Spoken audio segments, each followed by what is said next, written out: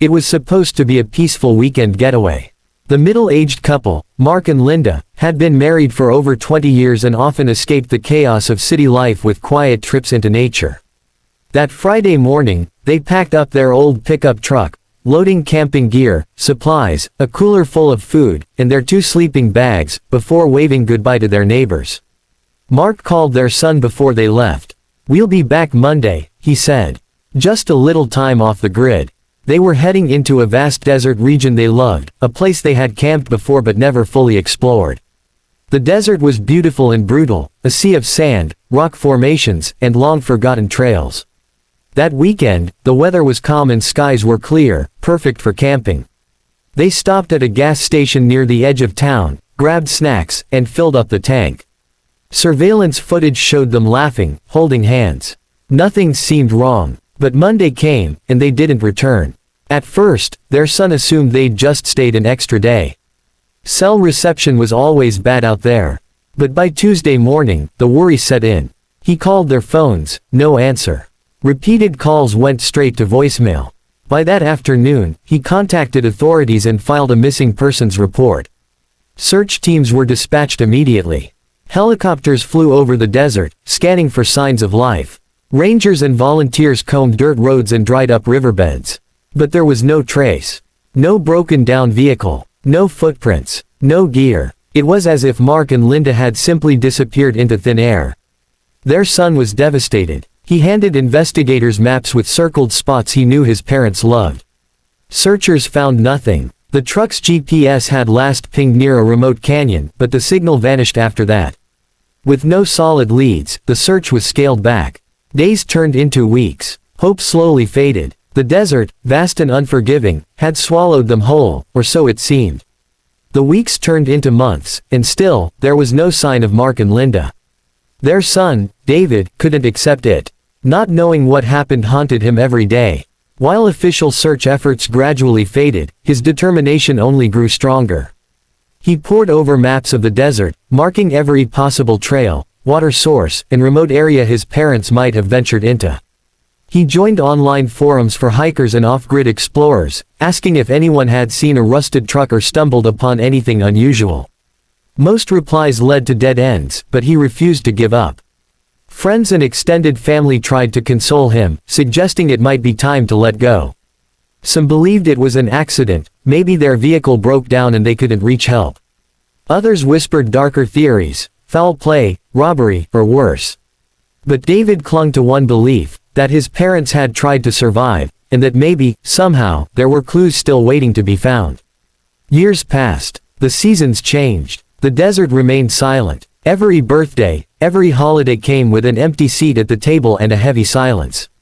David kept his parents' belongings untouched in their home, hoping they would walk through the door someday. He would often drive out to the edge of the desert alone, park his car, and hike for miles.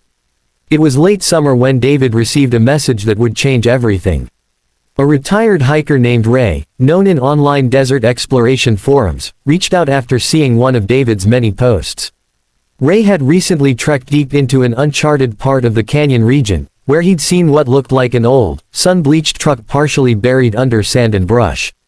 He hadn't gotten close, thinking it was probably abandoned years ago, but after reading David's post, he felt compelled to share what he saw. The coordinates were vague, but it was a start. David felt a strange surge of hope, one he hadn't allowed himself in years. He took time off work, loaded his own SUV with water, supplies, and a satellite phone, and set off toward the general area Ray had described. The drive was long, taking him hours beyond the usual campsites and off-road trails. He parked at the edge of a dry riverbed and set out on foot, the heat rising in shimmering waves across the cracked earth. He followed an old animal trail into the canyon, heart pounding harder with each step. After nearly 2 hours of climbing and maneuvering around boulders, something caught his eye through a veil of dust and desert scrub. It was a truck. Old, rusted, and battered by the elements, it sat at an angle, half sunken into the dirt and sand. The paint was barely visible beneath the rust, but David's breath caught in his throat. He recognized it. It was his parents' truck. The same model, the same dent near the back bumper. He rushed forward, calling out instinctively, even though he knew there would be no answer. The windows were shattered, the interior filled with sand. The tires had disintegrated, and part of the roof had caved slightly under years of exposure. Inside, he found remnants of the past, sun-bleached maps, rusted camping gear, faded water bottles, and a cooler still strapped shut. The dashboard still held his mother's Lucky Charm, a little plastic figurine she always kept there. It was unmistakable. This was it. After 11 years, he had found it. And suddenly, all the pain, confusion, and endless questions came flooding back. He wasn't sure what he would find next, but something told him this wasn't just an abandoned vehicle. The truth, buried with the truck, was finally within reach. David stood frozen beside the truck, staring at the pieces of his parents' lives scattered in the cab, untouched for more than a decade. The silence of the desert wrapped around him like a heavy blanket, broken only by the sound of wind sweeping sand across the metal. After regaining his composure, he took photos and marked the location with GPS before calling the authorities using his satellite phone.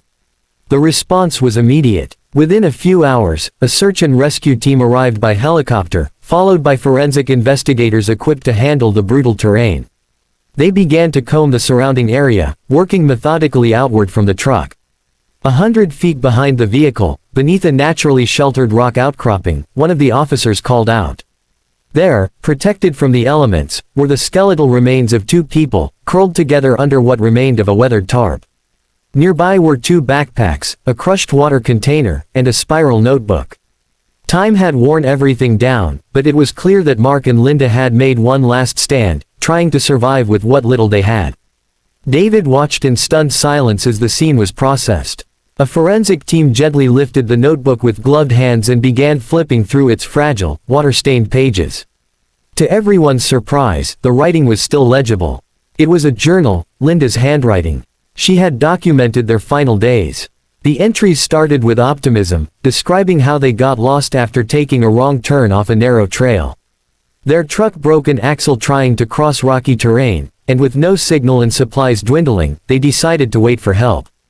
As the days went on, her tone changed. The nights were freezing, and the days brutally hot. The journal recorded their efforts to ration water, the decision to stay close to the truck, and then finally, their slow walk to the rock shelter when it became clear no one was coming. Her final entry, written in shaky script, read, "Tell David we tried. We love him, always." David wept. After 11 years of not knowing, of imagining every possibility, he finally had the answer, painful, but real. His parents hadn't vanished without a trace. They had fought to survive, together, until the end. The discovery made national headlines. The cold case was officially closed, and Mark and Linda were laid to rest with dignity. David, though devastated, found peace at last. He had kept his promise to never stop searching. And now, he could finally bring them home.